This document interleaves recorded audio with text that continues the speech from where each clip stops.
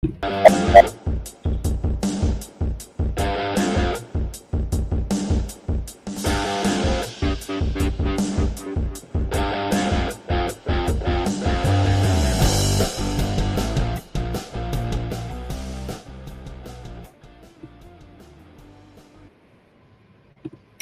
morning, hockey fans. This is Stephen Heisler with HeisHockey.com, the Victorious Hockey Company, and the eccentric, wild and crazy, busy, ever entertaining, there you go, junior hockey discussion group on Facebook. You are watching the Junior Hockey Morning Show. We are on the World Sports Broadcasting Network, WSBN.TV, Facebook, X, YouTube. Today, hopefully you are watching. Hopefully not inside your car while driving. You can listen then. But wherever you are, we hope that you are enjoying a great day and morning in hockey. Today's topic, be the humble hockey player. This may not sit well with all the coaches out there. Some coaches like a good hot dog. Some guys need a player to be very selfish out there. But I can guarantee you this, that very few teams are successful with a one-man army. Just the way it is. Hockey's a team sport. And although a lot of pressure is put on individual statistics, the bottom line is if you don't have a hockey team, you're not going to win very many hockey games. That's all there is to it. Your superstar could only be on the ice 1/3 of the time. Maybe you can get in there to 35% of the time. If you're lucky, 40% of the time. But really, you're going to have two other lines out there, and that guy's going to get gashed or hurt before you know it. And really, when there's so much emphasis on individual production, and you got a guy that's a 60-point guy every year, but every single year, no matter what team he's on, he's minus 20 plus, despite his 60, 80, 100 points. Always 2 dozen, 3 dozen points in the red when it comes to the plus-minus factor. Just not a team player. It's going to happen. So how do teams cope with that? What's the best way to cope with that? Coaches resist the urge to sign the panty droppers. You're going to have a team on the ice. Maybe you have 3 pretty boys on each team, but I can guarantee you this. More than that, there's not enough pucks on the ice to keep them happy. Just not going to happen. You better have a lot of guys out there that are willing to put in the work, willing to go in their corners, are not going to cherry pick goals left and right. Those guys aren't going to help you. They're going to hurt you, especially in the long run, especially down the stretch, and especially when it matters the most. So let's go through some steps to becoming a humble hockey player. I got some notes today. Bit of a headache over the week. So today you get some notes. A humble player recognizes his limitations. Outside the top 10 players in the National Hockey League, every single player on the continent in the world needs to work on their game. It can be skating. It can be lateral movement. It can be fitness. There's some aspect of their game they want to improve on. No one's content with being number 60. No one's content with being number 260 or 1,160. Wherever you are on the world power rankings for players, unless you're in the top 10, I doubt that you're really content with your game.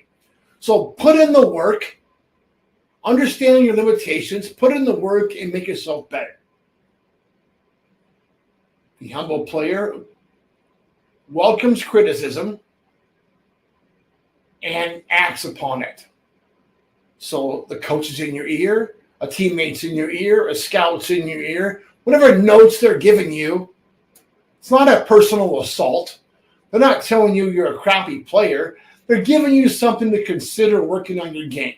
Something you might want to address. It's not a cardinal rule. I doubt you're going to get cut for it. But there's something in your game that you need to take a look at. Understand it. Make the most out of those observations. The humble player appreciates the contribution of his teammates. No player can succeed alone. I challenge you to go back and watch some 80s post-game video of Wayne Gretzky. What he says about games, after the game, about the team's success, about his own individual success. What's the first thing that guy said most times? He thanks the contribution of his teammates. Watch Connor Bedard after the end of World Juniors a couple years ago. On the ice, the interviewer is trying to ask him about his personal accomplishments. He shuts down that immediately. He's only 17 years old, and immediately points to the contribution of his teammates. Team player understands and appreciates the contributions of others. The humble player shows class in defeat while displaying modesty in victory. No one hates to see more than me a player that shows zero class in victory. Oh, you scored your third goal of the game. You're not a monkey. It's not a zoo. You're not in the circus. Okay, do your lap, but don't be a donkey in the process. So you won a game. There's more games to be played. Didn't win the Stanley Cup. Didn't win the Robertson Cup. Didn't win the Memorial Cup. Calm down. There's more work to be done. Show some class. Don't be a donkey when you lose. I know coaches that after the series refuse to be in the handshake line after the series. That sends a nice message to your players. Humble player respects both on and off ice officials. Listen, those guys aren't perfect. We all know it. Either are you. Show some class, respect their decisions, take it as part of the game. Shut up about it. Don't complain about it. Complaining about a blown call means you won't get any calls later in the game. Coaches, come on. Screaming at a referee has ever accomplished what? Don't be a donkey. It's not personal. The guy made a mistake. Get off his backside about it. You guys are making jackasses out of yourself. Another thing to consider, there's kids watching. People are watching you. People bring their families and their children to the games. Don't let parents go home wishing they didn't bring their kid to watch your antics or your language on the ice or your language on the bench as a coach. Show some class.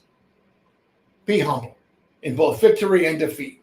Be a good example, not only for your players or your teammates, but for the kids in the seat, because you never know just how much of an influence you're going to have on those kids down the line. That's it for today. Listen, you all have the unique opportunity to have a positive influence on those around you, those players climbing up the ladder of development, those going up and the kids getting into the game, or even a father as he goes home with his children after the game. You have an influence over how he's going to treat his own kids. If he sees a coach screaming at his players, it might be okay. Maybe I can scream at my kids later on. It's not a good idea. It doesn't work. That's it for today. Till tomorrow. Hope that you enjoy your morning coffee and have a great day in hockey.